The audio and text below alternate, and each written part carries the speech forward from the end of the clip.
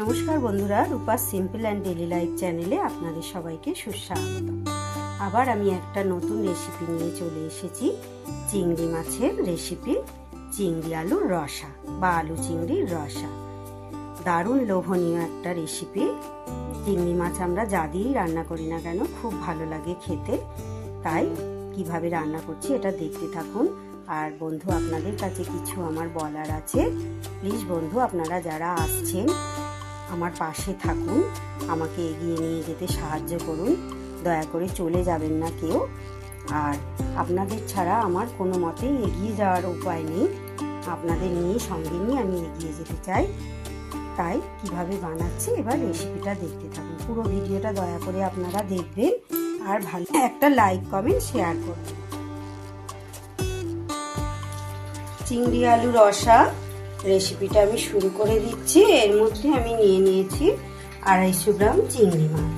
দেখুন বন্ধুরা, পুরো ভালো করে পরিষ্কার করে নিয়েছি। পিঠের শির ফেলে দিয়েছি, মাথার মধ্যে যে নোংরাটা থাকে সেটাও ভালো করে পরিষ্কার করে বেছে ধুয়ে নুন হলুদ মাখিয়ে নিয়েছি।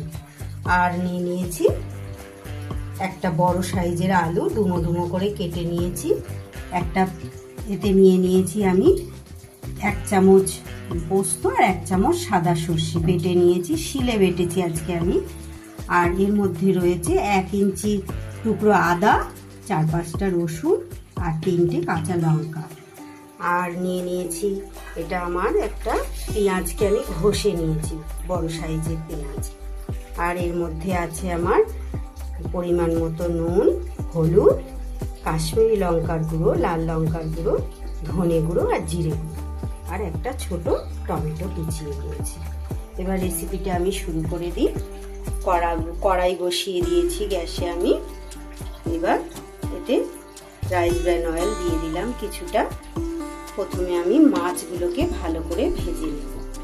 চিংড়ি মাছ যদিও একদম অল্প ভাজতে হয়, না হলে আবার শক্ত হয়ে যাবে। তাই আগে মাছটা আমি ভেজে নিই। তেলটা আমার গরম হয়ে গেছে। এবার আমি চিংড়ি মাছগুলো দিয়ে দেব।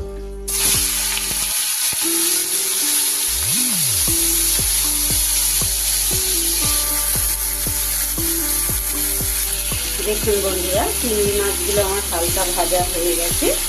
চিংড়ি মাছ বেশি ভাজলে শক্ত হয়ে যাবে, তাই মাছগুলো এবার আমি তুলে নিই। কড়াইটা ধুয়ে নিয়ে আবার বসিয়ে দিয়েছি। এতে আমি আবার একটু তেল দিয়ে দেব। তেলটা আমার গরম হয়ে গেছে। এবার আলুগুলো আমি ভেজে নিই।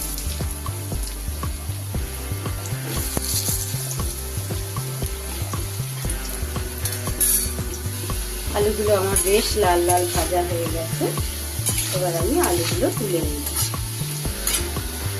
এবার আমি এই তেলের মধ্যেই দিয়ে দিচ্ছি একটা তেজপাতা। আর এবার প্রথমে দিয়ে দেব আমি পেঁয়াজ বাটাটা।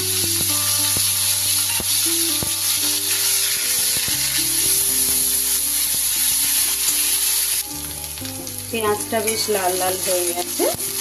এবার আমি এর উপরে দিয়ে দিলাম আদা রসুন আর কাঁচা লঙ্কাটা।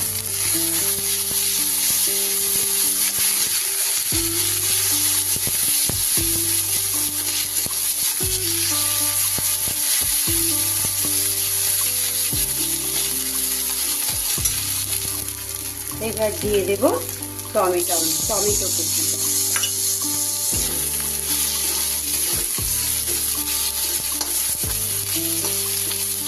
তার উপরে দিয়ে দেব সমস্ত গুঁড়ো মশলাগুলো, যেমন হলুদ, লঙ্কা গুঁড়ো, ধনে গুঁড়ো, জিরে গুঁড়ো, কাশ্মীরি লঙ্কার গুঁড়ো আর লাল লঙ্কার গুঁড়ো। এবার আমি শিল ধোয়া জলটা দিয়ে দিলাম।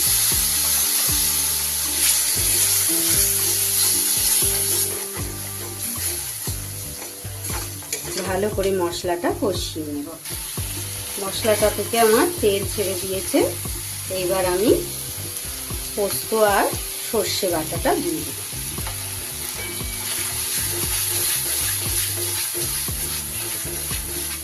ভালো করে মশলার সাথে মিশিয়ে নেব।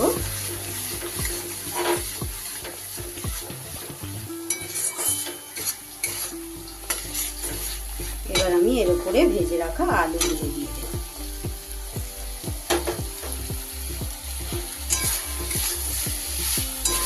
আলুগুলো দিয়ে ভালো করে মিশিয়ে নেব।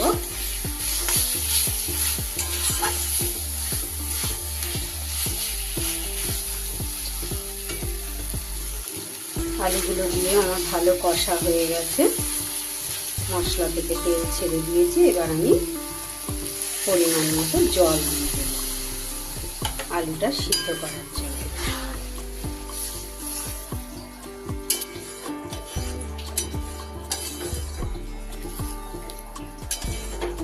জল দিয়ে এবার আমি গ্যাসটা সিমে করে একটা চাপা দিয়ে দেব।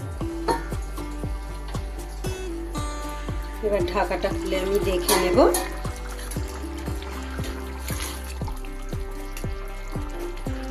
আলুগুলো আমার একদম সিদ্ধ হয়ে গেছে, গ্রেভিটাও মোটা হয়ে গেছে। এবার আমি ভেজে রাখা চিংড়ি মাছগুলো দিয়ে দেব।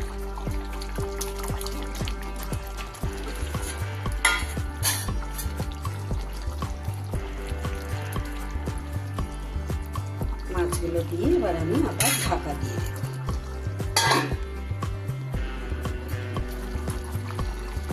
মাছগুলো খুব ভালো করে আমার ফুটে গেছে। এবার আমি দিয়ে দেবো গুঁড়ো গরম মশলা। ব্যাস, একদম আমার তৈরি হয়ে গেল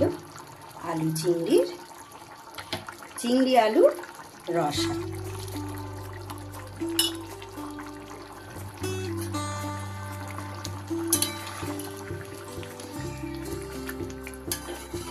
চিংড়ি আলুর রসা কিন্তু তৈরি হয়ে গেল।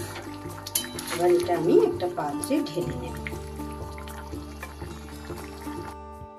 তাহলে রেসিপিটা আমার একদম রেডি হয়ে গেছে। দেখুন বন্ধুরা, কি সুন্দর লোভনীয় লাগছে দেখতে।